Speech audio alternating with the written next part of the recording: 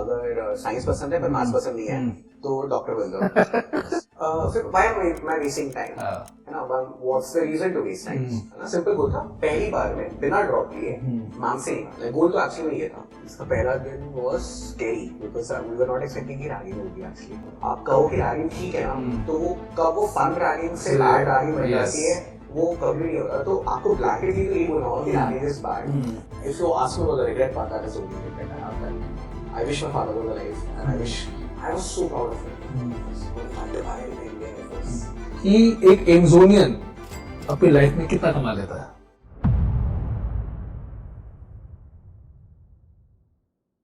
Hey guys, सबसे पहले तो बहुत नाराज हूं मैं आप सबसे।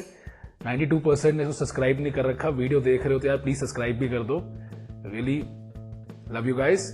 एंड आज मेरे साथ बहुत ही एक एक्साइटिंग गेस्ट हैं। इनके बारे में आज आई थिंक मैं जितना भी कहूंगा उतना कम है, but he is the heartthrob of the medical world right now. आप सब उन्हें बड़े भैया कहते हो, इतने लोग उन्हें मेंटर मानते हैं। जो वीडियो डालते हैं आज के दिन पे पहले दिन ही हजारों लाइक्स होते हैं उनके। सो आज है मेरे साथ द प्रोडिजी, जिनको कहा जाता है कि उन्होंने हर चीज एम से करी है और उन्होंने करी भी है। उनके सारे डिजिट्स तो शायद वो खुद ही बता पाएंगे, मैं जितना भी कहूंगा उतना कम है। So first of all welcome to the heartthrob of the medical world, doctor Aditya.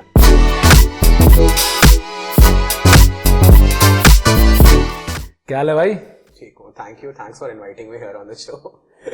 तो सर, मुझे इतने बच्चों ने बात करी कि एक बार आदित्य सर को लेकर आओ, तो thank you so much time निकालने के लिए। मुझे पता है इस वक्त आप कितने बिजी चल रहे हो एम्स के अंदर और इतनी सारी चीजें कर रहे हो आप। So thank you so much for coming here. Thanks for the invite, it's a pleasure to be here frankly. तो बिफोर आई गो फॉरवर्ड, आपकी एक इतनी बड़ी इमेज है कि आप एम्सोनियंस रहे हो थ्रू एंड थ्रू। तो मैं एक बार चाहूंगा कि आप पहले हमारे सारे ऑडियंस को ये बताओ कि आपकी हर एम्स के एग्जाम में क्या रैंक आई है। ओके, सो आई थिंक मेरे को लगता है वो लोग बोर हो चुके हैं मेरे को अपने रैंक्स बता के। नहीं, मैं एक बार चाहता हूँ कि एक बार शुरुआत में आए तो सही। Fair enough. So I did my undergraduation from AIIMS, again, AIIMS Delhi. I got an all India rank of 10 when I joined AIIMS. Then during post graduation, AIIMS PG, I got an all India rank 17, and during DM I got an all India rank of 2. So yeah. वाह sir वाह। I'm always inspired by talking to Aditya because मेरी इनसे काफी time से बात होती है, हर बहुत सारी चीजों को लेकर होती है। हर बार ऐसा लगता है कि यार I mean at such a young age he has achieved so much in life, so I'm really impressed and I think God has been very kind to you. No, definitely, God has been very kind. This cannot happen without his well wish. Let's put it that way. Yeah. तो आदित्य, मेरा हर बार same शुरुआत रहती है कि मेरी life में बहुत बड़ा जो क्या कहते हैं उसको, एक पॉइंट आया था, टर्निंग पॉइंट, कि जब हर बंदे की तरह 10वीं में मुझे कहा गया था मुझे मेडिकल लेनी है। मैं भाग रहा था कॉमर्स की तरफ, पापा ने पकड़ा, कहा इधर आ। तो आपने 10वीं के बाद जब सोचा कि that you have to choose biology and go toward the medical field, so हमेशा से मन था डॉक्टर बनने का कि थोड़ा प्रेशर था या कुछ ऐसा? मतलब आई वुड से दैट मैं मतलब नर्डी तो था, मतलब बचपन से, उसमें तो कोई डाउट नहीं है। I always loved reading books and always reading, मतलब I was fascinated by the science, no doubt about that.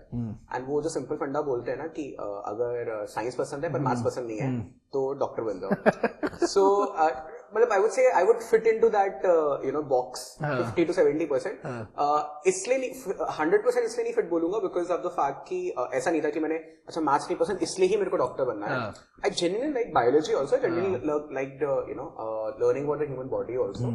मुझे खुद अस्थमा था, so मेरे बचपन में बहुत frequent trips होते थे डॉक्टर्स को। So because of that asthma and because of those frequent trips, I always had that respect वाली thing तो डॉक्टर्स के थी। And I would give another example why it happened. It is because 2007-8 में if you remember market का crash हुआ था and अगले 2 साल के लिए मंदी थी। तो आप उस समय एक सिंपल मिडिल क्लास बैकग्राउंड के पर्सपेक्टिव से सोचो, इतना तो पता है साइंस लेनी है क्योंकि वो खुद ही मन है। अब साइंस में अगर मेरे पास 2 ऑप्शन है, क्या इंजीनियर बनूं और डॉक्टर बनूं, और जब ये डिसीजन आपको 2009 या 10 में लेना है और आप देख रहे हो कि इंजीनियर्स को जॉब ही नहीं मिल रही है और डॉक्टरी तो इतना तो पता है कि डॉक्टरी थोड़ी एवरग्रीन तो है। चलो एग्री दैट आज के डेट में पीजी इंपॉर्टेंट हो गई है एंड थोड़ा जर्नी थोड़ी ज्यादा प्रोलॉन्ग हो गई है, तो ये टफ है, नो डाउट अबाउट दैट। उस समय नहीं पता होता, but from a outsider's perspective it felt like कि this is evergreen. I also don't like maths I do like science. I have had that experience in my life of respecting doctors. So that felt like a good choice for me that way. So बस फिर उस समय decide कर लिया कि ठीक है doctor ही बनते हैं. अच्छा. And having said that, मैं ये बोलूंगा कि मैं लिखना what do you want to become in future, तो I think मैं 6 या 7 से लिखना शुरू कर दिया था I want to become a doctor. अच्छा, इतने टाइम से मन था? हाँ, मतलब मन तो था, वो दिमाग में था. Obviously जो actual crux होता है वो 10वीं के बाद ही होता है कि अब क्या करना है. So, but 10वीं was 2010. It is 2 years to the financial crash. You could see in your own family that people are losing jobs, and you could also see that my father's batchmates also, who became doctors, were doing exceedingly well. So, obviously, आप pivot होने, and आप खुद भी चाहते ही हो कि थोड़ा math से हल्का सा डर लगता ही है, तो आप pivot हो ही जाते हो उसके बाद. So, I would say कि all these factors culminated. मतलब शुरुआत से मन था? हाँ, मन तो था, और वो over the time वो multiple reinforcements मिलती गई कि बन जाते हैं. तो जब आपने सोचा कि मैं बन जाता हूँ, देन एम्स का हमेशा से मन हर बंदे का होता है जो भी बायोलॉजी में जाता है. श्योर. तो मैं सच बताता हूँ कि एम्स का मन तो था. तो 7वीं 8वीं 9वीं 10वीं में सब बच्चा कहता है कि मैं एमबीबीएस करूंगा, मैं एम्स दिल्ली से करूंगा. बिल्कुल. और जब 11वीं में मैंने कोचिंग ज्वाइन की और रियलाइज किया कि कंपटीशन कितना सिवियर है, तो उसी समय वो मेरा एम्स था वो मैमसी बन गया. ठीक है कि लेट्स बी रियलिस्टिक, एम्स निकालना इज नॉट इजी जॉब. चुपचाप मैमसी यूसी मिलेगा, खुश रहेंगे. Because I am from Delhi also, so I would have been getting the Delhi quota also. So I was like आराम से एक डिसेंट सी रैंक आएगी, उतनी मैं अचीव कर सकता हूँ, उतना अचीवेबल भी लगता है. सो आई वुड गेट मैमसी या दिल्ली, मैमसी या यूसी. तो उस समय टारगेट वो बन गया. But by God's grace I think मेहनत इतनी की कि एम्स आल्सो एम्स दिल्ली भी आ गया. Frankly this is something which I always tell, मैंने अपने वीडियोस में भी बोला है कि जब पहली बार एम्स का रिजल्ट आया था तो हल्का सा निराश था. नॉट बिकॉज कि एम्स निकला है, बिकॉज मेरे सारे दोस्त मैमसी जा रहे थे. सो आई वाज अ बिट थोड़ा सा, and I had this impression about AIIMS that aims में सारे लोग नर्डी होंगे, ऐसे पढ़ाई करते रहेंगे. And I had this thing कि 11th या 12th में मैंने बहुत पढ़ाई की है तो थोड़ा मस्ती मारनी है. But looking back I think कि obviously AIIMS actually has a much more way more extracurriculars as compared to any college in our country. Controversy है ये तो. हाँ? Controversy है ये तो. नहीं, controversy नहीं है. This is to a certain. सारे मैमसी वाले प्लीज कमेंट करके बताइए क्या तुम्हारे पास ये सही कह रहे हैं कि बात. ठीक है. नहीं. So I would say that मैमसी because this is by the virtue of the fact, and this is nothing controversial. Just by the virtue of the fact that they are 250 per batch. While जब मैंने AIIMS they were 250 at when they और मैंने जब AIIMS join किया they were 70 per batch.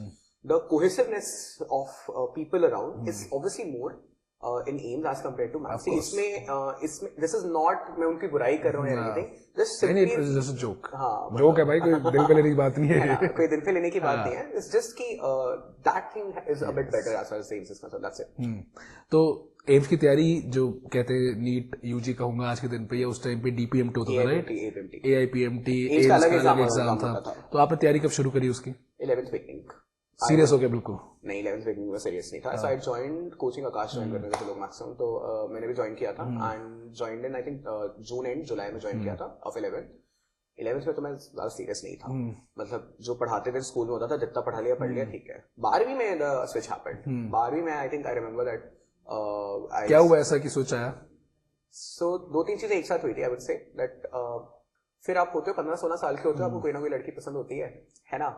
And so जो लड़की पसंद थी वो किसी और के साथ चली गई. सो उसी समय रॉकस्टार भी आई थी.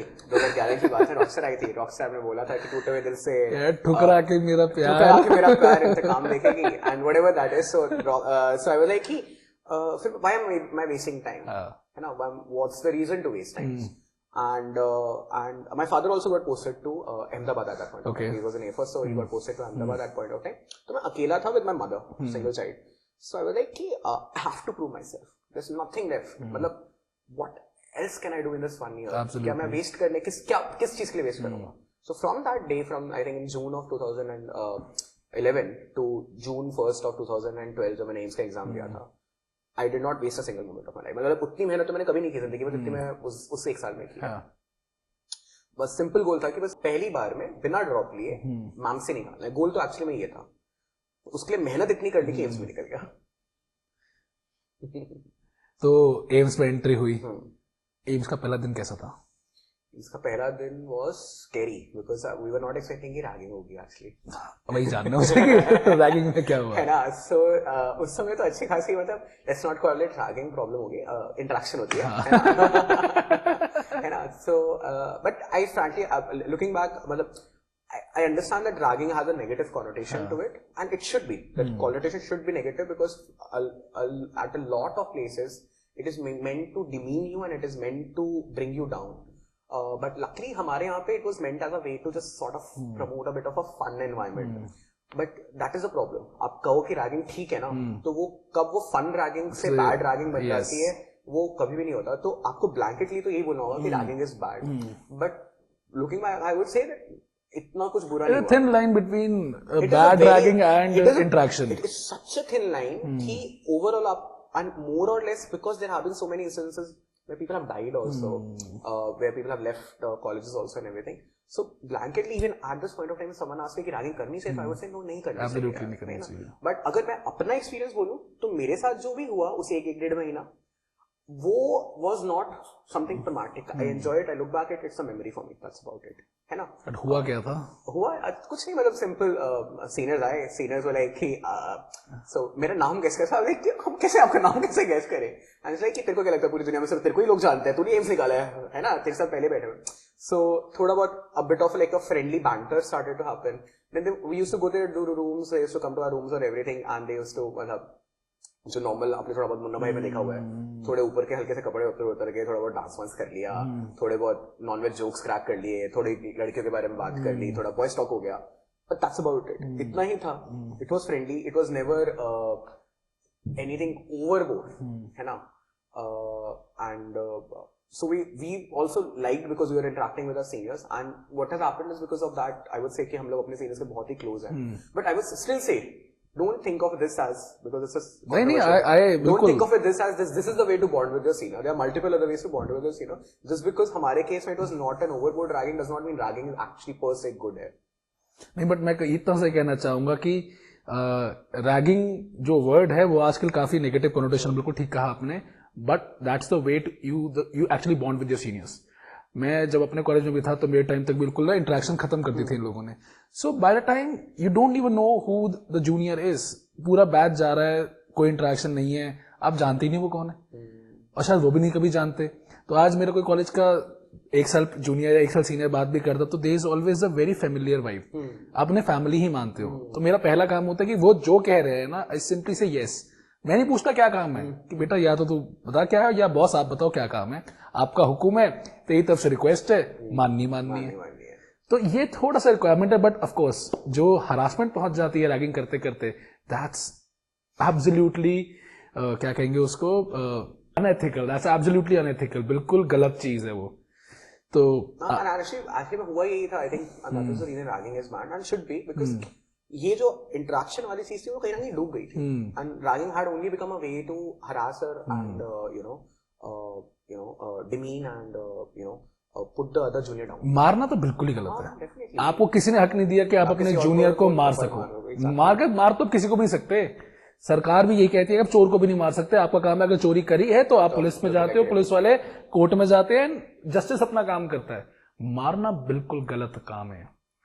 तो बैक टू इस पे आते हैं. तो जब आप घुसे फर्स्ट ईयर के अंदर, तो फर्स्ट ईयर में आपकी लाइफ कैसे रही एम्स के अंदर? So शुरुआत जब मैंने ज्वाइन की थी, आई थिंक आई वुड से पहले तो एक दो महीने में बहुत मस्ती मारी, because you have just come from that 12th का 4 ईयर ना, कि बहुत पढ़ाई कर ली, अब थोड़ा मस्ती मारते हैं. फिर फर्स्ट मिड से आया एंड फिर बच गई, क्योंकि एनाटॉमी नहीं पढ़ी, बायोकेम नहीं पढ़ी, फिजिक्स नहीं पढ़ी, कुछ नहीं पढ़ी. सो आप कितने भी इंटेलिजेंट क्यों ना हो, अच्छी खासी लेता है मेरे साथ. Doesn't matter you are all India rank 1 और यू आर व्हाटएवर, आप कहीं से भी किसी भी बैकग्राउंड से हो, that amount of syllabus and remembering and whatever it is, that anatomy भाई लेगी ही तुम्हारी. ठीक है, कह के लेगी. ठीक है, इररिस्पेक्टिव तुम कहीं के भी हो. एंड ली हमारी भी ली, barely managed to pass I would say. But then I realized that I am at a core थोड़ा सा नर्डी बंदा, है ना. मेरे को एक्चुअली में पढ़ना अच्छा लगता है. That's good, तभी आप जा सकते हो, और कोई तरीका नहीं है. मेरे को पढ़ना अच्छा लगता है. I'm not a, yes, I wanted a break, no doubt about that. Nobody can study like in a competitive mode for 10 years or 12 years or something. People can do it for a year or so maximum. But at that point of time I realized मैं पढ़ने वाला बंदा हूँ.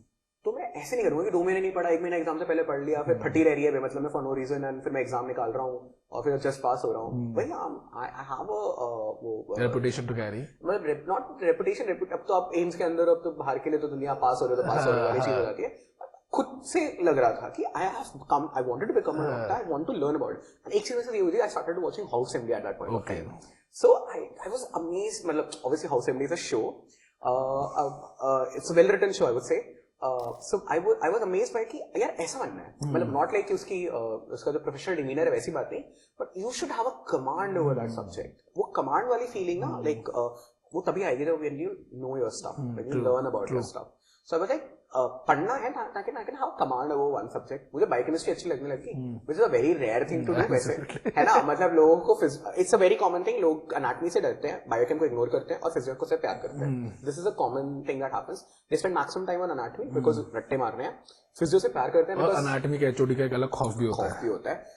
Physio से प्यार इसलिए करते हैं बिकॉज एकदम 11th-12th में आपने ह्यूमन फिजियो पढ़ी होती है और बायोकेमिस्ट्री इसलिए इग्नोर हो जाती है. And I would say that biochemistry unfortunately does not have good teachers also. Beat the मतलब you know specially in the college वाला तो कोई उसकी एसेंस को अच्छे से निकाल नहीं पाता. जबकि मेरे को लगता है कि बायोकेमिस्ट्री तो सबसे फेवरेट सब्जेक्ट होना चाहिए because it is combining the two of the loves of every MBBS every 11th-12th वो बायोलॉजी एंड केमिस्ट्री. अगर आप उसको केमिस्ट्री की तरह पढ़ने लगोगे you will love it. People read it as biology, that's why they hate it. So try to read it with a slight bent of chemistry, the way you read chemistry, and you would absolutely love it. मतलब तुम्हें अगर 11th-12th में हल्की सी भी chemistry पसंद थी, जो होगा लोगों को फिजिक्स से ही प्रॉब्लम होती है, केमिस्ट्री पसंद होती है, you would love biochemistry. पढ़ाना आना चाहिए और पढ़ना आना चाहिए. लोग गलत बुक्स पढ़ते हैं. बायोकेमिस्ट्री के लिए भी होता, जब मैं भी घुसा था कॉलेज में हर सीनियर ने कहा था एनाटॉमी पढ़नी है, फिजियो पढ़नी है, बायोकेमिस्ट्री छोड़ दो. हाँ, so this is a I would say what is a self-fulfilling prophecy. हाँ. अगर कोई आपको कहता है कि बायोकेमिस्ट्री नहीं पढ़नी, फिर आप नहीं पढ़ोगे, फिर एग्जाम से एक दिन पहले उठाओगे, फिर वो केमिस्ट्री है आफ्टर ऑल, तो वो आपको चाइनीज भाषा लगेगी उस जमाने एक दिन पहले में. तो जब आपको चाइनीज भाषा लगेगी तो क्या कहते हैं ऑब्वियसली आपका एक खौफ और बैठ जाएगा. तो फिर इट स्टार्ट्स दैट सर्कल नहीं पढ़नी.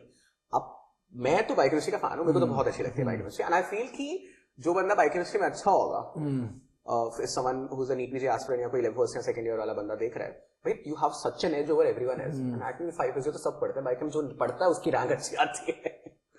नीट पीजी की दुनिया में एक चीज कही जाती है कि अगर आप मेडिसिन सर्जरी जानते हो तो आप टॉप 10,000 में हो, बहुत अच्छी जानते हो तो टॉप 5,000 के अंदर हो, आप सेकेंड ईयर जानते हो तो आप टॉप 1000 में हो, और अगर आप अनाट फिजियो बायोकेम जानते हो तभी आप टॉप 100 के अंदर हो. तो तभी भैया हम आए हैं टॉप 100 के अंदर. चाहिए, एकदम सही है. So at that point of first year में फिर मैंने पढ़ना शुरू कर दिया and as luck would have it got good marks, medals also. But पढ़ाई फर्स्ट ईयर मैंने बहुत पढ़ाई की. फिर मैं ना एक चीज जानना चाहता हूँ, जो मैं कभी कोई बहुत खास रैंकर नहीं रहा, बट आई एम श्योर जब आपने एम्स में रैंक लाए होगे देन सारे कोचिंग इंस्टीट्यूट वाले पीछे होते हैं और 2 महीने का गैप होता है रिजल्ट और ज्वाइन करने में. उस 2 महीने के अंदर मैंने कितने बच्चों को देखा है अपने, मेरे 10 साल हो गए नीट पीजी करियर में, उस 2 महीने के अंदर सुपरस्टार बन जाते हैं. But the minute you land into AIIMS आपको दिखता है वहां सारे सुपरस्टार है. ठीक है, तो उस टाइम पे आपको फीलिंग क्या आई थी? इस बारे में बोलूंगा, मेरे पापा ने मेरे को ना पहले ही कर दिया था कि तेरी एमबीबीएस शुरू हो रही है. उन्होंने बहुत पहले ही कर दिया था, ज्यादा हवा में मत उड़, good that you crack this. और उन्होंने एक दो हफ्ते मेरे को पूरे वो जो ईगो बूस्ट होती है वो की थी. और जब उनको हल्का सा लगने लग गया था ज्यादा हो रही है, उन्होंने खुद ही से बोला था कि एमबीबीएस स्टार्ट हो रही है तो फेल भी तो हो सकता है एमबीबीएस में. तो उन्होंने मेरे को पहले एमबीबीएस से पहले हल्का सा वो करके रखा हुआ था. And apart from that I would say that जो रैगिंग वैगिंग हुई थी उसमें एटलीस्ट सीनियर्स ने पहले दिन ही ये क्लियर कर दिया था जो आप बोल रहे हो, सब एमजोनियंस हैं. कहते हैं कि तू एमजोनियन नहीं है, यहाँ सब एमजोनियन है, तो अपनी एमजोनियन का बाहर दिखाना, यहाँ नहीं दिखा सकता. तो वो एकदम ही आप खत्म हो जाती है. एक बार में जो ये ट्रू स्टेटमेंट. एंड किसी ने ये बोला था कि तेरी पूरी जिंदगी की अचीवमेंट ये है कि 3.5 घंटे में तूने बाकी लोगों से ज्यादा अच्छा एग्जाम निकाला है, तेरी और कोई अचीवमेंट नहीं है लाइफ में. तो एकदम आप हम्बल हो जाते हो उस समय. ठीक, मैं किससे बताता हूँ why did I ask that. तो अब 10 साल के अंदर इतने मैंने स्टूडेंट्स देखे हैं जिनकी रैंक बनाई, तो बहुत बच्चे ऐसे थे जिनसे मेरी बहुत बात होती थी when they were preparing. Rank आई, एक की रैंक 2 आई, रैंक 2 के आते ही joined up in a very good institute and उसके बाद तेवर बदल गए एकदम से. ठीक है, तेवर बदल गए. तो हमें पता है कि दैट इसलिए बदलता है क्योंकि आप उस 2 महीने के रिजल्ट और ज्वाइनिंग के बीच में सुपरस्टार होते हो. आपको लगता है कि दुनिया पीछे भाग रही है, कोई कुछ दे रहा होता है, कोई घर पे गिफ्ट भिजवा रहा है, आपकी फोटो खींच रही है, फोटो अखबार में आ रही है, यहाँ से तो आदमी थोड़ा सा ऊपर हो ही जाता है. एंड ज्वाइन करने के 1 महीने तक वो ना बिल्कुल अलग तेवर में था. फाइनली 6 महीने बाद ही कॉल्ड में, उसने फोन उठाने सबके बंद कर दिए, मेरी फैकल्टी सबके उठाने बंद कर दिए. And we could understand the reason why. 6 महीने बाद जब कॉल आया ना कि sir now I need help, तो उसमें एक ही चीज कही कि मैंने कहा बेटा वो एक एग्जाम ही था, मैंने कहा लाइफ अलग चल रही है और लाइफ में अचीवमेंट अपनी चलेगी जिस दिन आएगा, but this is not the way to treat people. तो कुछ भी करो यार, I mean, मुझे लगता है कि डाउन टू अर्थ रहना बहुत जरूरी है। Definitely down to earth. Like मेरे parents have been so good and they have always taught me this to be down to earth. मैंने ज्यादा हवा में नहीं, I've seen you. I'll actually put an example of him to our audience that he's a star right now, right? He has everything. I think you're not even 30, right? Yeah, I mean, मेरा तो सपना था कि कभी शायद भगवान इतनी achievement मुझे भी दे दे, but what he has achieved at such a young age, I have never even seen him a little bit conceited or arrogant or anything. And I think every faculty of ours जो इनसे मिलती है हर बार यही कहती है that he's such a good person. So I think being a good person is more important than being an achiever. Or if you're a good person, people are going to respect you nonetheless what your achievements are. So I think that's the beautiful part. I think arrogance तो मतलब जितनी दूर हो arrogance से वो उतना अच्छा रहता है डेफिनेटली। तो अब वापस आते हैं इसमें कि आपकी एम्स की लाइफ में, एम्स के अंदर कल्चर कैसा है between senior and junior? So I think the best part about AIIMS has been this only कि there is absolutely no hierarchy between senior and junior.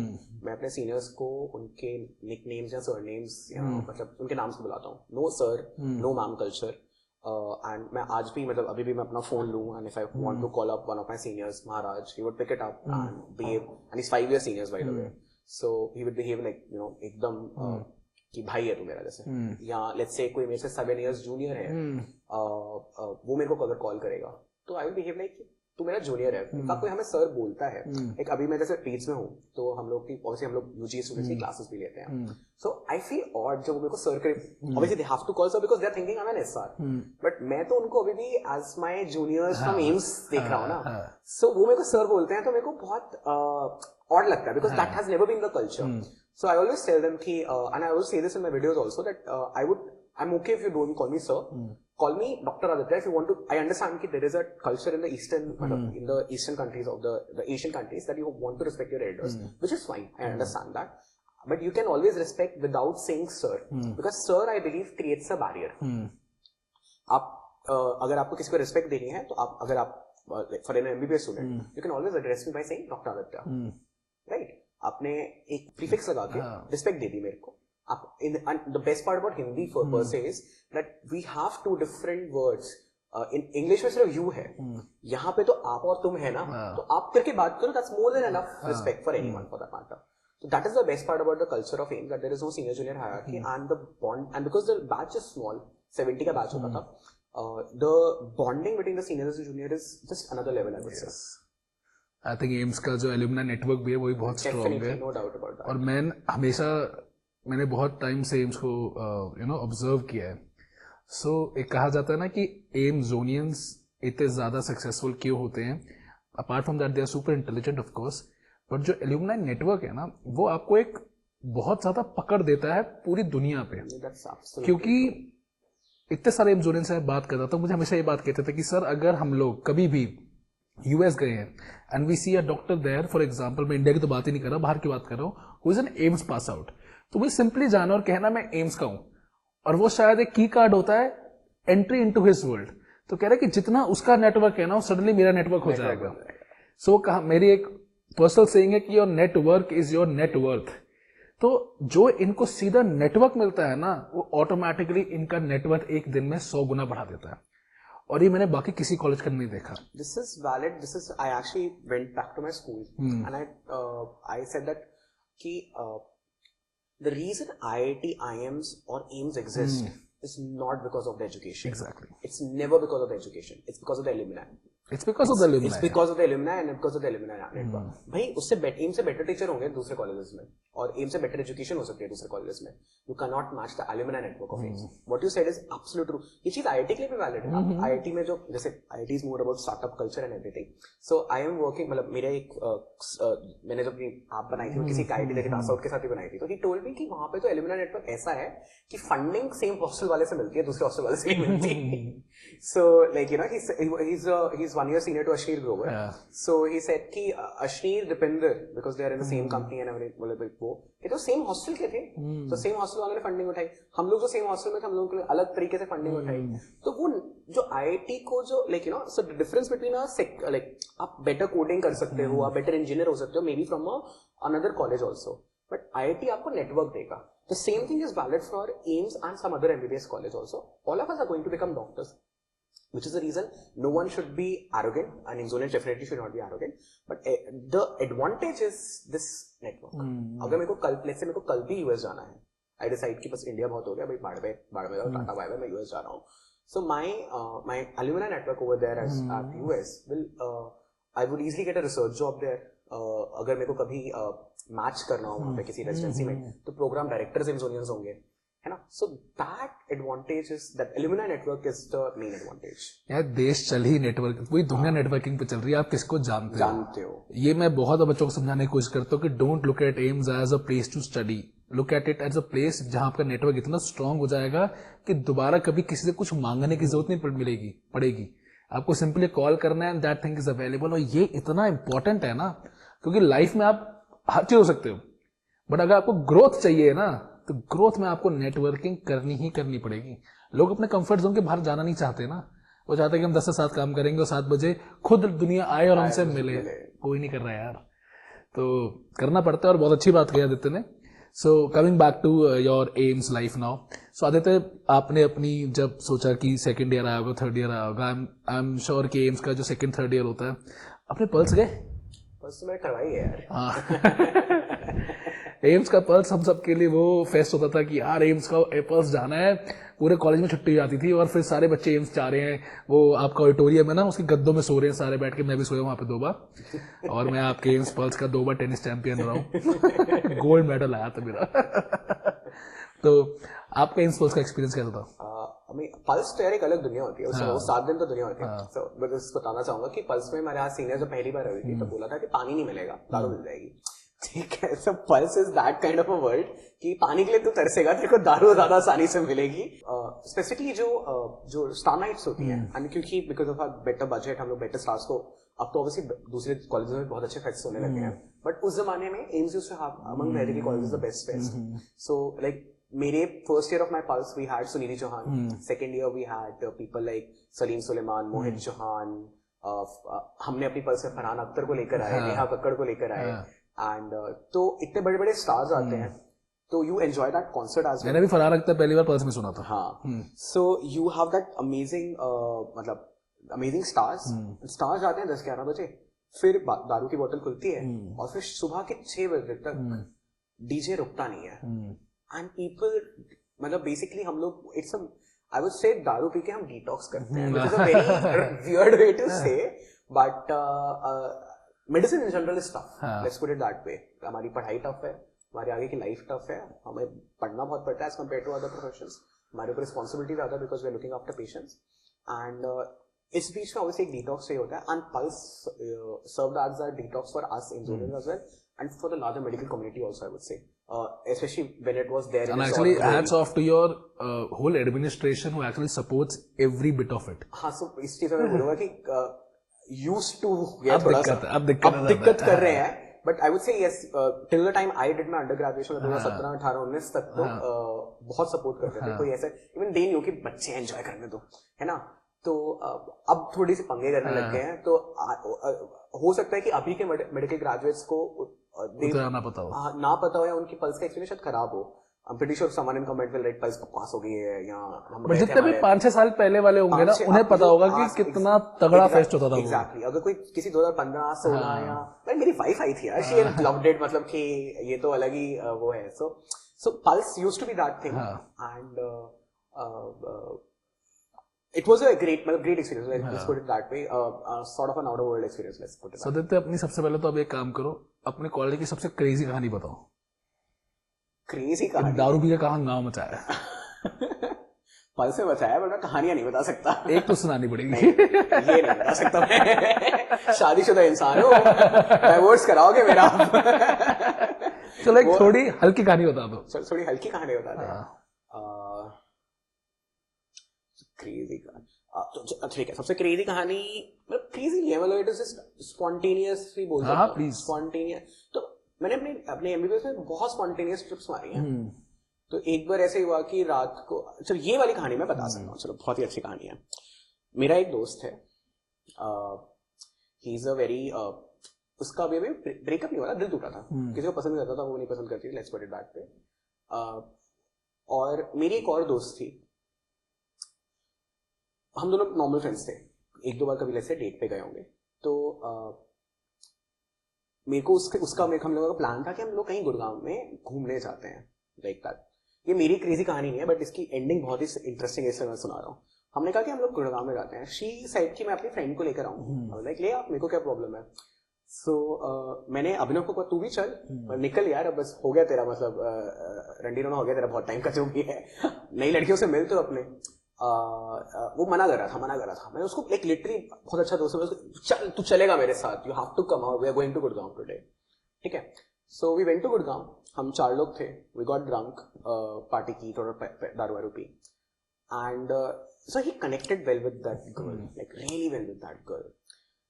तो मैं और दूसरी लड़की तो थोड़े ज्यादा फ्लश्ड आउट हो गए थे, मतलब थोड़े ज्यादा टली हो गए थे, दे वर इन देयर सेंसेस की एक ही मारी थी, and they were like really connecting and gelling well, गप्पे लगा रहे हैं। तो मेरे पास गाड़ी होती थी, जिससे यार आगरा चलते हैं। तो हम लोग रात के 12-1 बजे, उन्हें तो एक मारी हुई थी, उतर गई थी 1-2 घंटे में, हम लोग Dwarka express, sorry Agra express से रात को आगरा चले गए। And we went to Agra, we went to Taj Mahal, and we stayed at a 5 star, उसने पूरा स्पॉन्सर कर दिया समहाउ उस एक दिन के लिए, बंदा बड़ा खुश था, ठीक है। And then we came back, ठीक है, जो भी था। The crazy part of this is how he met that girl, and now they are married. They are happily married. So imagine, like he still says me कि अगर तो उस दिन मेरे को उससे नहीं मिला था, so मैं उससे नहीं मिलता, and I was saying हाँ सही में, मतलब मैं literally उसको खींच के लेके गया हूँ यार, उसके पास की चल तो चल। और आप सोचो कि a lot can happen over ताज, मतलब ताज ने उनकी एक तरीके से कहानी बनाई है, तो प्यार का शहर है ना, प्यार का शहर है, like मोहब्बत का शहर है, मोहब्बत का शहर है। So let's put it that, like this is not my crazy story, I would say, but this is definitely like, you know, कि how एक लाइफ में एक वो टिपिंग पॉइंट था उसके लिए, like you know, he met the love of his life, and she met the love of his life, love of her life, and they are happily married now. That's a sweet story, है ना। That's a very, मतलब not a crazy but yeah definitely a very sweet story कि random एक night पे बस आगरा चले गए and उन लोगों की शादी हो गई। वो बात अलग है, हम मैं और जिससे बात कर रहा था उसकी बनती नहीं है, but so yeah. So who would you say were the most memorable people in your AIIMS life, in your UG life? Memorable? Yeah. So it has to start with Rishabh, my best friend. We have supported each other through our entire journey. मतलब first second year में हम लोग इतना अच्छा दोस्त नहीं थे, but around third year the way we gelled together, we both the extracurricular part कि हम लोग ट्रिप्स पे बहुत साथ में गए हैं, हम लोग यूरोप साथ में गए हैं, हम बैंकॉक साथ में गए हैं, हम पौंडीचेरी, यू नो, एक प्रॉपर बॉयज। बैंकॉक की स्टोरी अलग से पूछूंगा। हाँ ठीक है, बैंकॉक की स्टोरी नहीं है, we just went there on a whim। ऐसे कहना होता है। हाँ बीवी सुन सकती है पॉडकास्ट को। And as far as the ऐसे तो हम एम्स्टर्डम भी गए हैं, so so the most memorable person has to be Rishabh, and apart from that some of my seniors, Maharaj मैंने जैसे नाम लिया था, 5 years seniors to me, my juniors like Prakash and 2 years junior है मेरा, and बहुत लोग हैं, मतलब मैं किसी का नाम लूंगा तो कोई और ऑफेंड होगा कि मेरा नाम क्यों नहीं लिया, तो मैं इतने भी रुक जाता हूँ अभी के लिए, but I would say that I was lucky to have a really good circle of, not circle per se, but एक group of friends जिनको मैं trust कर सकता था, who have supported me when I have been down, and I hope I have supported them when they have been down. That's the way the complete thing works actually. And so how did you meet Divya? So I met Divya, I was in my fourth semester of pediatric residency, and she had joined as a non-acad JR in pediatric emergency. Okay. So that's how we met. Okay. In 2020. And मिले, काम किया, प्यार हो गया। बहुत छोटे तरीके से बता दिया उन्होंने कि मिले, बट इनकी बाकी वीडियोस देख रहे हैं, इनकी काफी अच्छी वीडियोस भी है इनके चैनल पे कि कैसे ये लोग मिले, कैसे ये लोग ट्रिप्स पे गए। I think that's a very beautiful love story है। तो फिर आप लोग, आप कह रहे हो आप बहुत स्पॉन्टेनियस ट्रिप करते थे, तो आप कैसे करते रहे ट्रैवल? मतलब यूजी का भी प्रेशर रहता है, अटेंडेंस होती है एम्स के अंदर? I don't think so attendance होती है। तो ये तो बहुत बड़ा फैक्टर है एम्स में। For those who don't know, हमारे फाइनल प्रॉफ में अटेंडेंस नहीं होती, फर्स्ट सेकंड ईयर में ही होती है। उसमें भी सेकंड ईयर में भी मतलब सूडो अटेंडेंस ही होती है, इन द सेंस कि मतलब मैं फोरेंसिक की आई डोंट थिंक सो कोई क्लास में गया था, फिर भी अपना 70% अटेंडेंस लगी हुई थी। तो that thing is that path और माइक्रो की प्रॉपर अटेंडेंस होती है, वो हम जाते भी हैं। फार्मा की भी आई थिंक प्रॉपर होती है, आई डोंट नो, मतलब याद नहीं है मेरे को। बट फर्स्ट सेकंड ईयर में फिर भी होती है, you have to go to classes regularly, but final prof में नहीं होती। So final prof you can actually stay in your room for 2.5 years, मतलब 2 years, and nobody is going to give a shit, and then directly go for the exam again. बस अपने तुम्हें exam पास करना है, उसमें तुम्हें प्रॉपर जज करते हैं, मतलब उसमें फेल करना चाहते हैं तो फेल करते हैं, ऐसा नहीं है।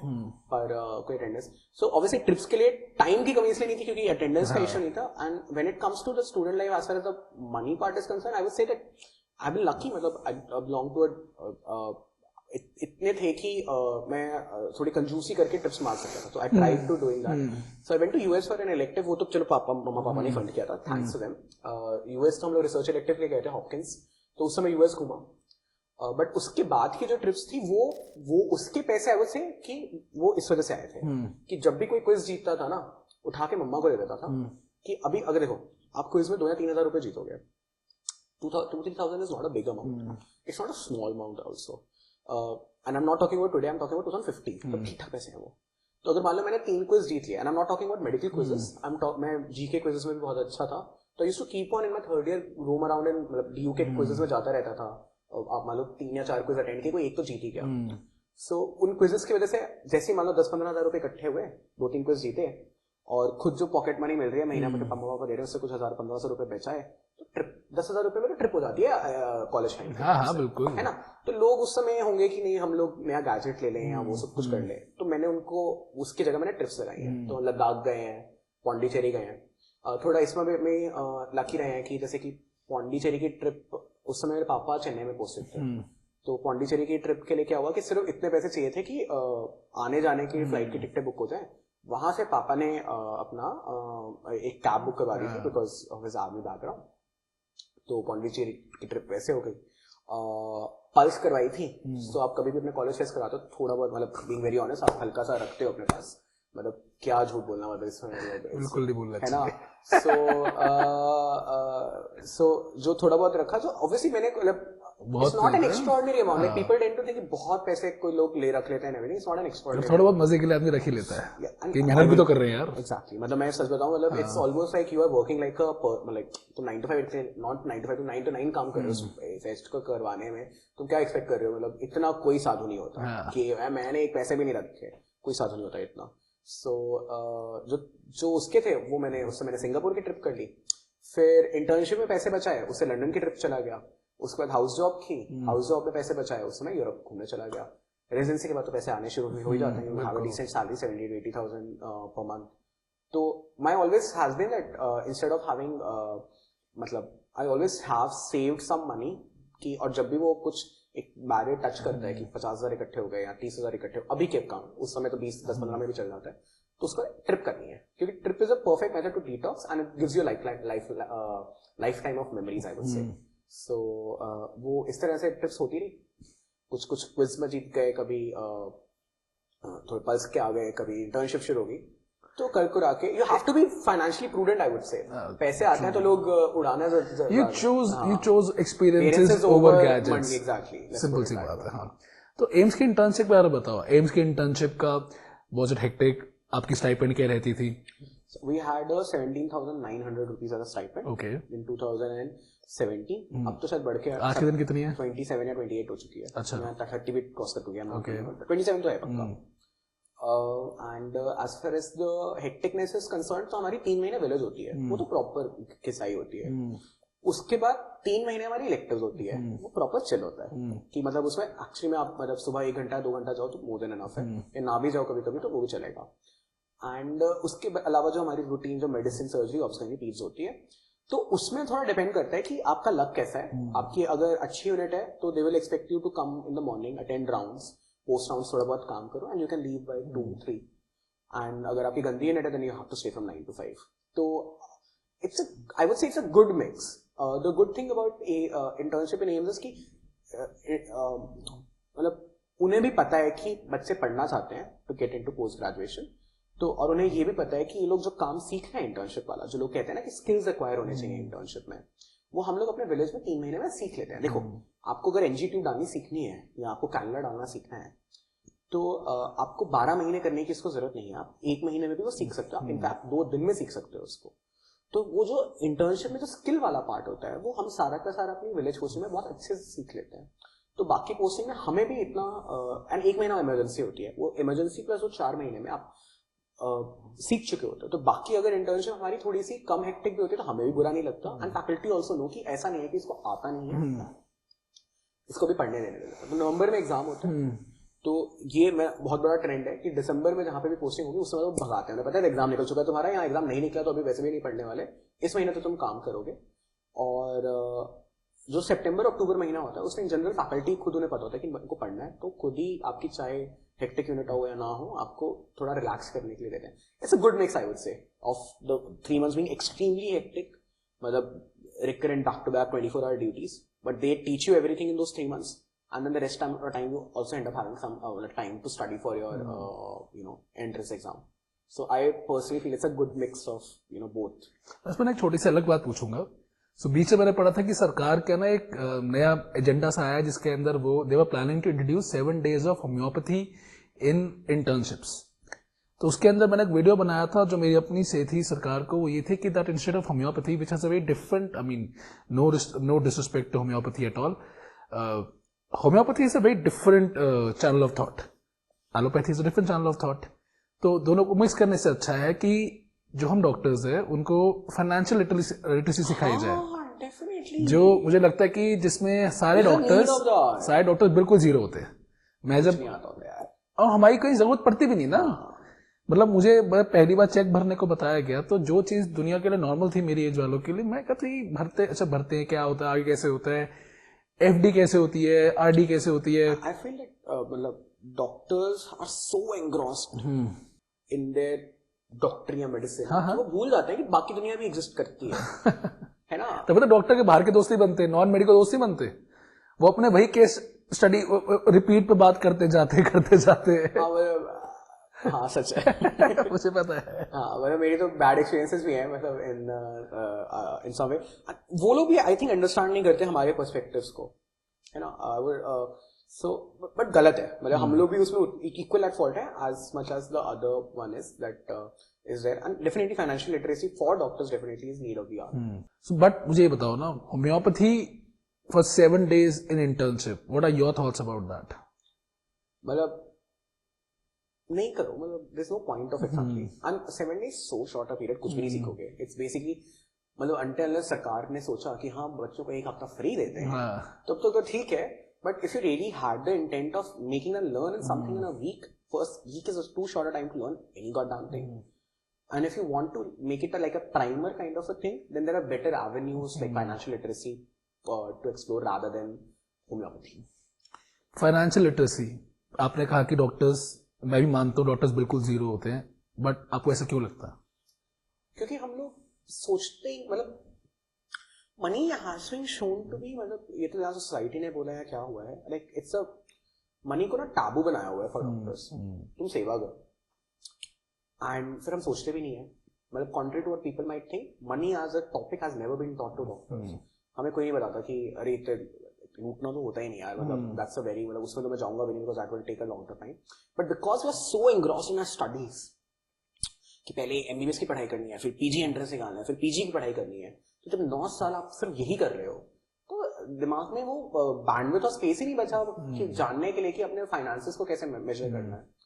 मतलब लोगों को सिंपल FD करनी भी नहीं आती होती. FD स्टॉक्स चलो ना भी जाओ, म्यूचुअल फंड, एक सिंपल इंडेक्स म्यूचुअल फंड आप ले लो, बहुत दूर की बात है. लोगों को पता ही नहीं होता.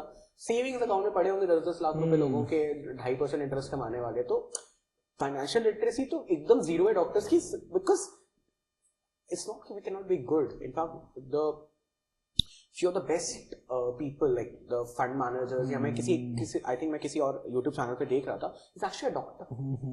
हम लोग और हम तो ह्यूमन साइकोलॉजी को ज्यादा अच्छे से जानते हैं, तो हम लोग एक्चुअली में ज्यादा अच्छे से वो कर सकते हैं, मतलब मार्केट्स को not time but we can play around as far as the stocks and everything is concern. तो it's simply a matter of कि हमने उस चीज के बारे में पढ़ाई नहीं की है या उस चीज के बारे में टाइम नहीं दिया है, और बहुत थोड़ा टाइम दे रहा है. 7 weeks is actually a good enough time to learn about personal finance. मैं तो कहूँगा सिर्फ ये बता दो कि इनकम टैक्स भरना कब होता है. जब मैं पहली बार निकला ना, उन्होंने कहा इनकम टैक्स भरना है. अब आप मुझे बताओ इनकम टैक्स कहाँ जाके भरते हैं, या कौन बताएगा कि इनकम टैक्स भरना है और कब भरना है, डेट क्या होती है. और सबसे बुरी बात पता क्या लगती है कि जब तक हम बाहर निकलते हैं हम होते 25-26 के. अब जितने हमारे बीटेक के दोस्त हैं उनका पहले से एम क्या होता है, बीटेक करी नौकरी लेनी है. वो काम कर रहे हैं 21-22 साल से, वो 4 साल का एक्सपीरियंस लेके बैठे हैं, और आप किसी नॉन मेडिको से बात करो कि यार इनकम टैक्स की डेट आ रही कैसे भरते हैं, वो तुम पे हंसना शुरू कर देता है. और हम लोग ऑर्डर जाते हैं कि how to show your ignorance to other people, कि तुम्हें 25 साल की उम्र में आके 26 साल की उम्र में ये भी नहीं पता. एंड आई वाज लाइक कि यार 5 साल के करिकुलम में कहीं तो सिखाया नहीं उन्होंने मुझे कि इनकम टैक्स कैसे भरते हैं. सो डॉक्टर सिर्फ पढ़ाई करना चाहते हैं, बट आई वुड से कि अगर वो पढ़ाई करके अपनी मनी को ग्रो कर पाए, मतलब पढ़ना तो हमें आता ही है, उस पढ़ाई को लगा दो मनी को ग्रो करने में, तो what ever x amount of money you have 3-4 years 10 years down the line it will become 2 10 20x. And we वो लिटरेसी भी आने, मेडिकल लिटरेसी के अलावा अगर फाइनेंशियल लिटरेसी भी डॉक्टर्स को आए तो सोने पे सुहागा है. We anyways will earn decent amount of money because of our profession. Let's put, हम इतनी मेहनत करते हैं मनी को कमाने में, let's put money to work in order to make more money for us. और डॉक्टर्स की बात कहूँ तो doctors are born entrepreneurs. This is very true actually. और मैं इसलिए कह रहा हूँ कि ऐसा नहीं कि आज के जो स्टार्टअप कल्चर को देखकर यार हमारे पिताजी, मतलब कि ग्रैंडफादर, जिस जमाने में कंपनीज नहीं होती थी, प्राइवेट प्रैक्टिस एग्जिस्ट. एग्जैक्टली. और प्राइवेट प्रैक्टिस क्या है, स्टार्टअप ही तो है. It's a startup, it's your own startup, it's a single person startup. तुम पूरे साल कमा कर उसमें से खर्चा निकाल कर प्रॉफिट घर लेके जाते हो. प्रॉफिट भी कहूंगा, मैं कहूंगा जो जमा पूंजी है उसे बचा के घर लेके जाके घर में बच्चों को खाना खिलाते हो, तो स्टार्टप ही तो है. स्टार्टअप ही है वो, और वो हमारे बाप दादा कब से करते आ रहे हैं. प्रॉफिटेबल स्टार्टअप है, नॉट अ फंडेड स्टार्टअप, है ना. सो वो चीज हो जाती है. तो डॉक्टर्स आर बॉर्न एंटरप्रेन्योर. सबसे अच्छा एंटरप्रेन्योर है ही नहीं ये. IIT-IIML तो अब आए, हम तो कब से चला रहे हैं इसको. तो आपने अपनी एम्स पीजी निकाली, ऑफ कोर्स सुपर रैंक आई थी आपकी. आपने क्यों पीडियाट्रिक्स चूज किया? तो ये तो थोड़ी इंटरेस्टिंग स्टोरी है. ये है कि मन तो देखो मेडिसिन का था, बिल्कुल झूठ नहीं बोलना, कुछ बोला भी नहीं है कभी. पर रैंक में उस समय पीज मिल रही थी एम्स दिल्ली में. मेडिसिन ऑब्वियसली दूसरे एम्स जोधपुर सब में मिल रही थी, तो मैंने ज्वाइन कर ली बिकॉज पीज मेडिसिन सेम. मैंने इसलिए पूछा है, मैं आपसे बताता हूँ, because I know he chose paediatrics over medicine, because हम हमेशा अपनी काउंसलिंग में सिंपल सी चीज कहते हैं कि that always choose branch over college. He chose college over branch. मैं यही कहूंगा एक बार. सो मैं उसके पीछे एक थॉट प्रोसेस जानना चाहता हूँ. मैं बताता हूँ आपको. थॉट प्रोसेस बेसिकली उस समय ये था कि my family is based in Delhi and मेरा सारा सोशल सर्कल दिल्ली में था. वो दिल्ली तो नहीं छोड़ना था. So I was getting paediatrics, I chose paediatrics. But truth is, the very big truth is कि जब फाइनल राउंड ऑफ काउंसलिंग हुआ तो मेरे को मेडिसिन मिल रही थी, पर मैंने तब तक 1 महीना पीडियाट्रिक्स कर ली थी. I was in my division, paediatric division, for 1 month. मेरे को ना बहुत अच्छी लग गई. I am not going to deny, मैं इतनी अच्छी लग गई कि तब मन ही नहीं किया. And I would say the problem with, not problem but the sad part about all MBBS is कि पूरी MBBS में paediatrics has been limited to growth and development. जो पीडियाट्रिक्स की असली ब्यूटी है ना, वो कभी एक MBBS स्टूडेंट को सिखाई नहीं जाती, या दिखाई भी नहीं जाती अच्छे से. और इंटर्नशिप में क्योंकि बच्चे होते हैं ना, उस फील्ड में बहुत प्यार है. हाँ, सो बहुत प्यार है, बहुत ज्यादा प्यार है. वो 1 महीने में ना, और हमारे एम्स में the department of paediatrics is 10 notch higher than the Department of Medicine. Department of Medicine serves as a gateway to really good super specialities, cardio, neuro, onco and everything. But the Department of Pediatrics per se is, Department of Medicine per se is definitely a notch lower as compared to the Department of Pediatrics at AIIMS. हमारे जो professors थे, they were stalwarts. They were people whose name you can take and you can say कि मैं उनका student हूँ. And people will look up to you. अच्छा, you have learned from him. You have learned from the very best. I could not say that about the Department of Medicine in AIIMS. Because most of them had ended up making their own super specialties after a point of time. तो medicine में थोड़े से they were अच्छे नहीं थे, मुझे बहुत अच्छे हैं, बट अगर मैं एज अ डिपार्टमेंट्स कंपेयर कर रहा था तो paediatrics as a department better था। एंड उस एक महीने में मैंने पीडियाट्रिक्स को ग्रोथ एंड डेवलपमेंट के अलावा द एक्चुअल डायग्नोसिस, मैं सच बताऊं, लोग मेडिसिन ज्वाइन करते हैं कि उन्हें डायग्नोसिस करना है। मुझे बताओ, एक बच्चा जो तुम्हें कुछ बता नहीं पा रहा और बड़ा जो बोल बोल के बहरा करता रहता है, किसका डायग्नोसिस बनाना ज्यादा मुश्किल है, which is a more challenging branch. So pediatrics as a branch was more challenging. It got my intellectual curiosity also satisfied as far as the वो जो हाउस बनने का सबको चस्का होता है वाला part, that also happened. I was in a better branch as a department as in AIIMS and always felt, इस समय थोड़ा सा लॉन्ग टर्म सोच के मैंने सोचा कि अगर मेरे को पिवट करना है, मेडिसिन के बाद भी एसएस करनी है, पीट्स के बाद भी एसएस करनी है, वो तो पता ही था चलो उस जमाने में भी, तो मैं Pitt's, this is a thing which people don't know that MD Pitt's के बाद भी आप अडल्ट ब्रांचेस में स्विच ओवर कर सकते हो। मेरे को लगा कि कल को मेरे को मान लो स्विच ओवर करना भी है तो मैं कर लूंगा, और मैंने कहा कि अगर मान लो नहीं भी करना तो best part about MD paediatrics is that it still to a large extent is an end branch. MD medicine no longer unfortunately has stayed an end branch. You have to do your super specialty even in tier 2 and tier 3 towns now. वहां पे भी आजकल लोग cardiologist को दिखाना चाहते हैं rather than MD medicine. ये चीज पीड्स के लिए वैलिड नहीं है। तो ओवरऑल आउटलुक देख के मैंने ये रियलाइज किया कि for me पीड्स is actually better suited branch. तो ऑल्दो शुरुआत में मन मेरा मेडिसिन का था, उस एक महीने में इट टोटली चेंज्ड।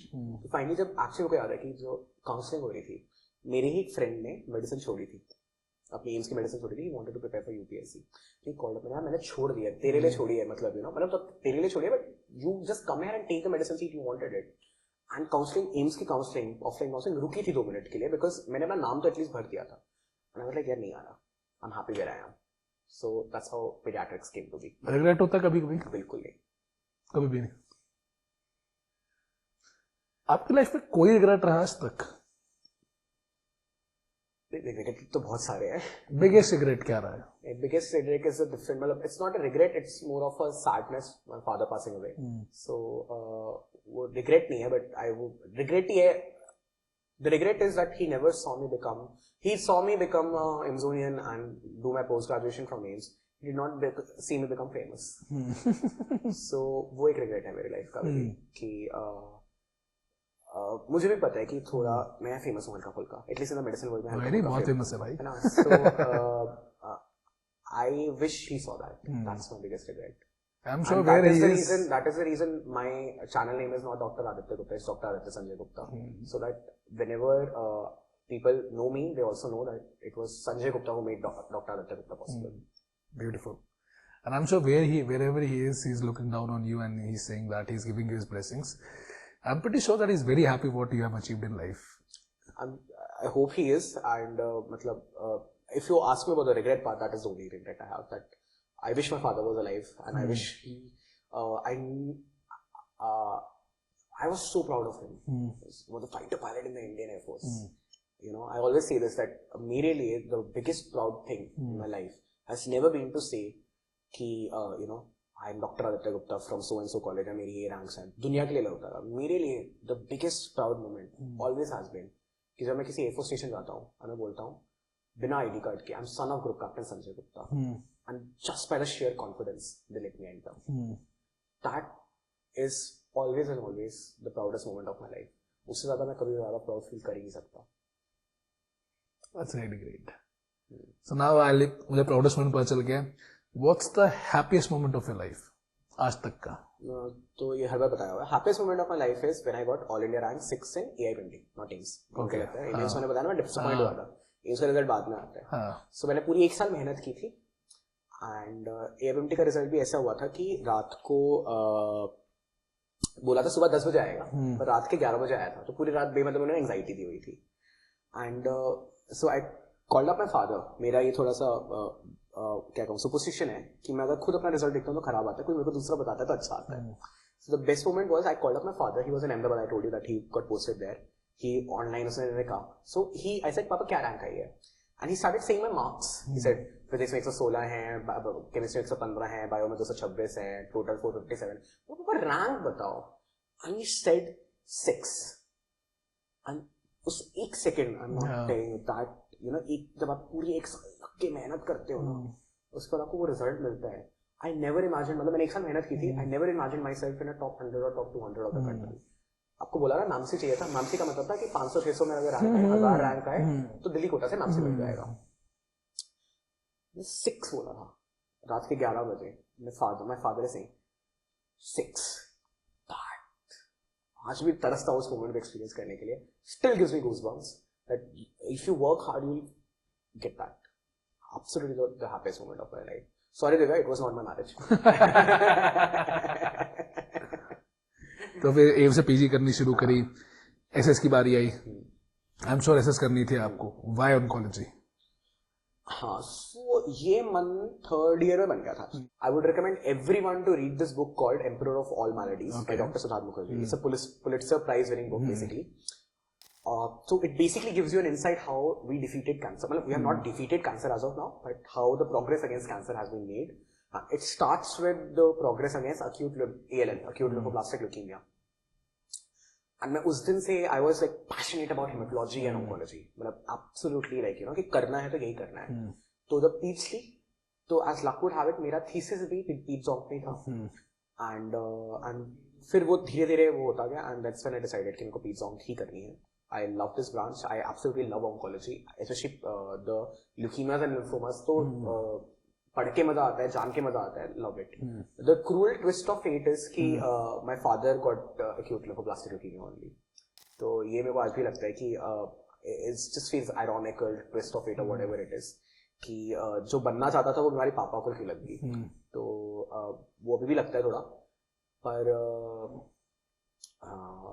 ठीक है. बट दैट डिड नॉट मतलब it made me even more कि ठीक है ये बीमारी को तो मेरे को कॉन्कर करना ही है ना, टाइप एक तरीके से वो वाली चीज हो गई. That's how I got into oncology. So अगर मैं आपसे पूछूं कि आई एम श्योर आपके गोल्स होंगे कि मुझे बिफोर 30 कुछ गोल्स बनाए होंगे, तो क्या क्या पूरा हो गया? और पहले मैं गोल्स भी जानना चाहूंगा कि बिफोर 30 गोल बनाया होगा, क्या ये गोल्स पूरे हो? इतना लंबा सोचा ही नहीं जिंदगी में यार. 2-3 साल का आगे सोचना होता है. इतना लॉन्ग टर्म खुद तो सोचा होगा. मतलब इतना था शादी करनी है और क्या कहते हैं अपनी, अगर कोई जेन्युइनली कुछ पूछना चाहता है कि 30 का क्या गोल था, मेरा ये था कि अपनी पढ़ाई मेरे को 30 से पहले खत्म करनी है. अच्छा. इतनी पढ़ाई है ऑलरेडी, तो उसको 30 के बियॉन्ड एक्सटेंड करने का कोई पॉइंट नहीं है. तो टचवुड वो मैं 30 से पहले खत्म कर लूंगा. हाँ. इसके अलावा शादी हो जाए, लव ऑफ लाइफ से वो हो चुकी है. इतने ही थे, बहुत ज्यादा सर फाड़ के कि ये करना है, ये करना है, ये होना है, ये होना है, ऐसे कोई गोल्स नहीं थे. I've taken life has come to me, and barring that major setback of the death of my father, the rest of the journey has been beautiful and I loved it. So आपके goals जो थे before 30 के, उसमें से एक financial goal रहता है. मेरा भी अपना पर्सनल था, आई एम श्योर आपका भी होगा. तो आपका वो फाइनेंशियल गोल क्या था? फाइनेंशियल गोल सिंपल था. 30 से पहले सर पे छत और गाड़ी होनी चाहिए. वो दोनों है. I have good gadgets. Apple का फोन है. I have enough money. I'm happy with it. I'm content with it. उतना ही गोल था और उतना अचीव हो चुका है. I think that's very, I mean, एक लड़के के लिए अपना घर, अपनी गाड़ी और 3-4 चीजें अच्छी हो जाए ना, वो बहुत संतुष्टि वाला होता है. बट मैं उसके बावजूद भी एक सवाल पूछना चाहूंगा. आई थिंक बहुत ही जनरल सवाल रहा है कि एक एमजोनियन अपनी लाइफ में कितना कमा लेता है? तो देखो, मैं मतलब सच बताता हूँ. सर ने शुरुआत में एक चीज बोली थी, बहुत अच्छी बात बोली थी, चूज ब्रांच ओवर कॉलेज.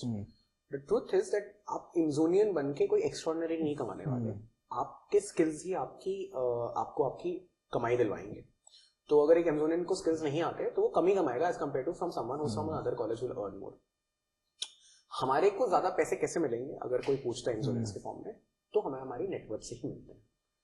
सो ऐसा कई एमजोनियर्स एक्स्ट्रा कमा रहे हैं ऐसा कुछ नहीं है. मे बी आपको शायद at the initial job opportunity 10-20% extra मिल जाएगा. एज अ पीडियाट्रिशियन मैं आपको जर्नल सैलरी रेंज बता सकता हूँ कि just after completing your MD in paediatrics in a tier 1 city, Delhi में starting salary at this point of time 1.5 L है. एंड अगर आप टियर 2 टाउन्स में चले जाओ तो वो 2 से 2.5 L पर मंथ हो जाती है. स्टार्टिंग सैलरी है. Obviously you grow and it can obviously easily touch 3-4-5 L per month after a incubation period of 4-5 to 7 years. And obviously अगर आपने अपना क्लिनिक खोल लिया, this is I'm talking about corporate में जॉब कर रहे हो and everything. Obviously अगर आपने अपना क्लिनिक खोल लिया, then sky is the limit. But then again I will say that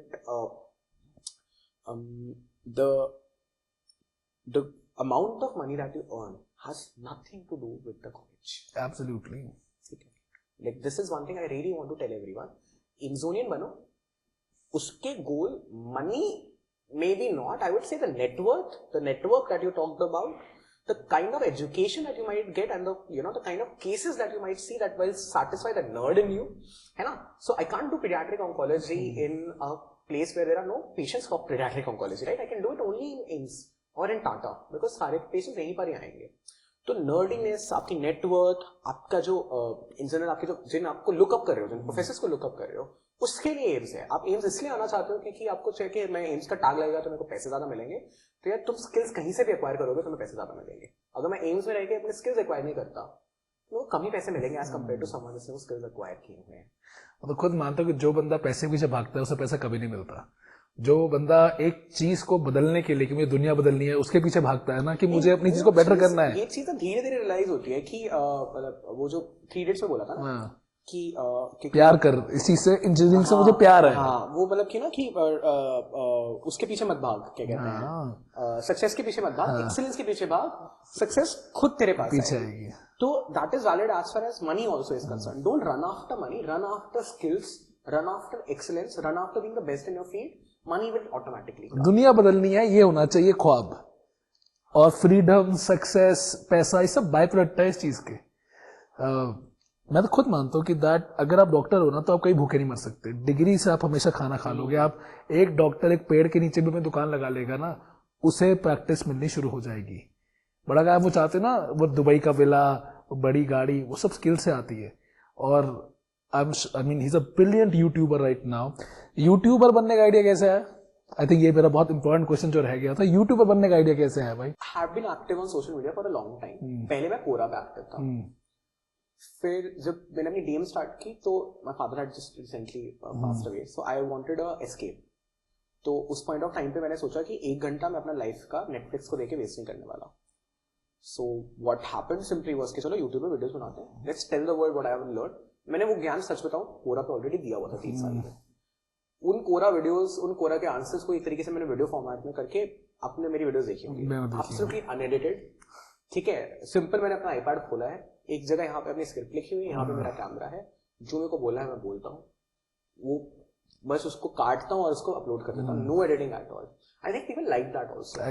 I like that. जो रॉनेस थी ना आपकी वीडियोस में, वो बहुत ही कहूंगा डाउन टू अर्थ फीलिंग देती थी मुझे कि दैट एक बंदा बहुत दिल से बात कर रहा है मेरे से. सो मुझे बहुत अच्छी लगती थी वो videos. So and touchwood they click with the audience also. And I think मैंने I would say that one of the reasons I got really popular was because NEET UG के स्पेस में तो बहुत इन्फ्लुएंसर्स थे, let's put it that way, कि बहुत लोग बता रहे थे कि नीट यूजी कैसे क्रैक करना है, नीट पीजी कैसे क्रैक करना है कोई बता भी नहीं रहा था. और नीट पीजी में सच बताऊं तो जब मैंने बताना शुरू किया बहुत क्या कहते हैं क्लटर आया हुआ था because of the number of coaching institute. So many coachings are there apparently. So एक मतलब कि कंफ्यूजन थी in the mind of an aspirant कि ये करना है या ये करना है, अरे क्यू बैंक करना है, इसका ये करना है, इसका ये करना है. इतनी कंफ्यूजन बेमतलब में क्रिएट की हुई थी. So I would say that since no one else who was telling in the first place how to clear, and जितने भी आपको गाइडेंस थे वो सारे के सारे sorry to say coaching institutes के इंटरव्यूज थे. है ना? तो ऑब्वियसली अब मैं उसको ये नहीं कहूंगा कि आप लोग अपने कोचिंग इंस्टीट्यूट के इंटरव्यू में अपनी तारीफ मत करो. ऑब्वियसली करनी है, मैं तो खुद कहूंगा आपकी वो मार्केटिंग है, no doubt about that. But कहीं ना कहीं वो फिर उस वजह से स्टूडेंट का डिस्कनेक्ट था हल्का सा. हाँ, सो वो स्टूडेंट का डिस्कनेक्ट था. वो एक मेंटर की एक sort of someone who can sir पे बड़े भैया की कमी थी लेकिन ना कि हाँ भाई ऐसे ऐसे करना है यार, ऐसे निकल जाएगा. तो वो जो मैंने बताया था I feel that was the reason I got connected and that's why the YouTube became big. फिर वो एक पॉजिटिव फीडबैक मिल गया मेरे को भी अच्छा लगने लग गया करना.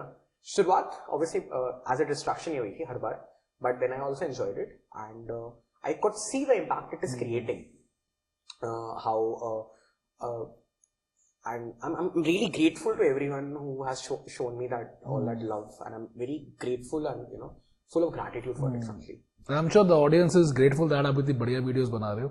और मैं तो खुद मानता हूँ, जैसे मैंने डैम्स के सेठी सर हैं, उनकी इतनी बढ़िया मोटिवेशनल वीडियोस आती है, उनका एक तरीका है बच्चे को पढ़ाने का. भाटिया में से रजत जैन सर बताते हैं. So I think every person who has achieved something has a different way how he has achieved it. So clutter तो हमेशा रहेगा. आज मुझसे कोई पूछेगा कि आप मैंने लाइफ में क्या अचीव किया है, मैंने बहुत कम अचीव किया, बट मेरी अपनी एक जर्नी रही है, तो वो रहेगी. बट आई थिंक मैं कहूंगा कि जिसको भी आप फॉलो करते हो ना, दिल से फॉलो करो. I have seen your followers and I think they religiously follow you. And I think एक मेंटर का तभी एक जेन्युइन में इफेक्ट आ पाता है जब बच्चा उनको जेन्युइनली एक एक चीज फॉलो करता है. तो एक मेंटर चूज करो, लेकिन उसको ढंग से चूज करके ढंग से फॉलो करो, and I am sure success मिलेगा. Definitely.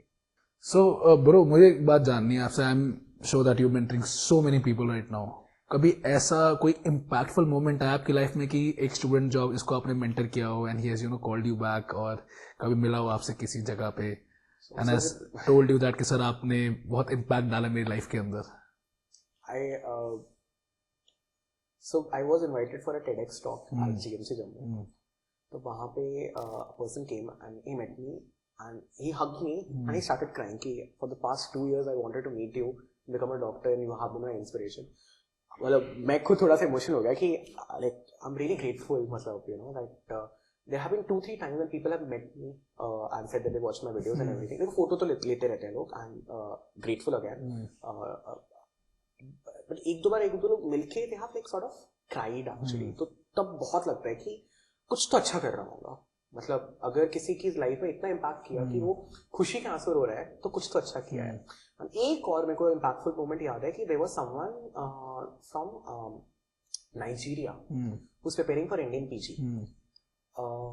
She came to AIIMS and she started asking just tell where doctor Aditya Gupta is. So मेरे फैकल्टी का एक का नाम भी डॉक्टर आदित्य गुप्ता है. So people tend to get confused a lot. So they directed her. We felt faculty से मिलने आई होगी. They directed her to her. And he called me up and तेरे से कोई मिलने आया. So मैंने कहा सर ठीक है, मेरे को लगा कोई होगा whatever it is. They like नहीं नाइजीरिया से तेरे से कोई मिलने आया. So she was a Nigerian student who wanted to meet me on how to prepare for NEET PG because she wants to do her post graduation from here. So that when I felt कि थोड़ा it's a good thing, and I have had mails coming from sometimes from Bangladesh, Pakistan, and these South Asian countries that we watch your videos, we love your videos, please guide us, So then I realized that it is not just an Indian impact, थोड़ा सा बाहर भी जा रहा है, and that's when I तब थोड़ा लगता है कि okay, I'm doing something good actually with those videos that I'm creating.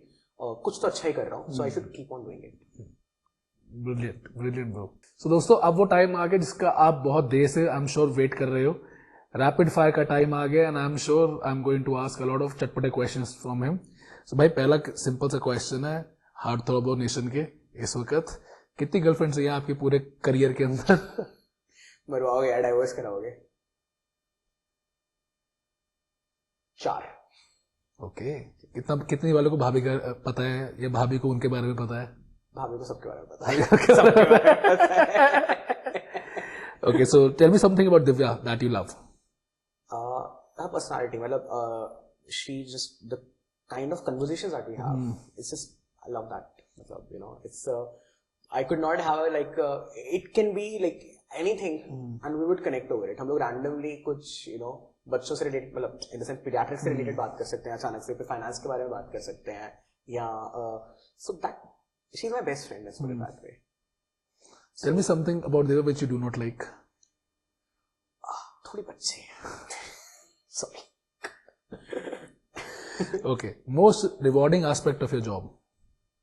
Obviously the fact when you cure cancer, that's another level, yeah. मतलब so we have a pediatric cancer survivor clinic where these survivors come, and some of these survivors are in MBBS colleges.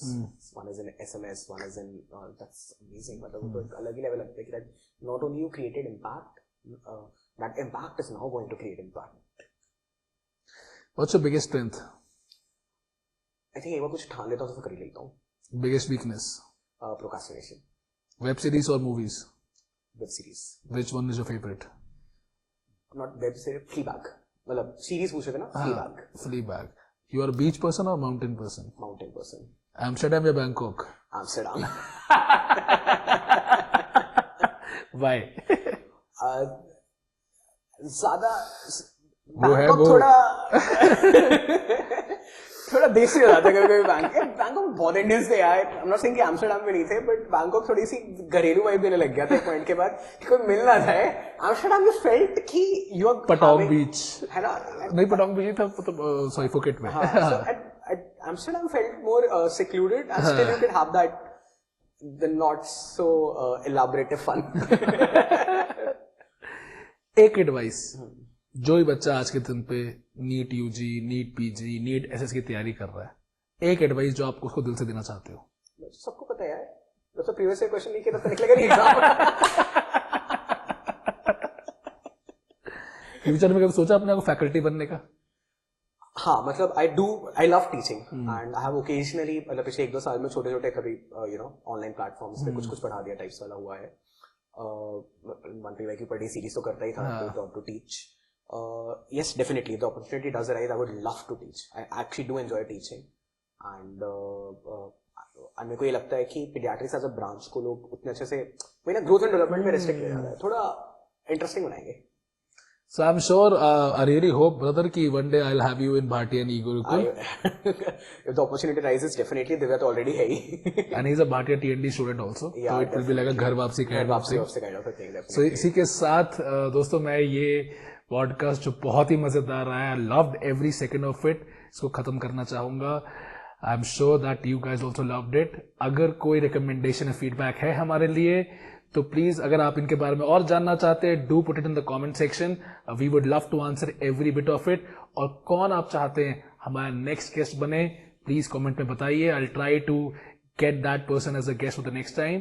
But until then, love you, I really love you guys for every bit of support. Please like करिएगा, subscribe करिएगा and watch for the next episode. Thank you so much. Thank you. Thanks a lot. बहुत अच्छा रहा यार. Thank you, sir. Bye-bye.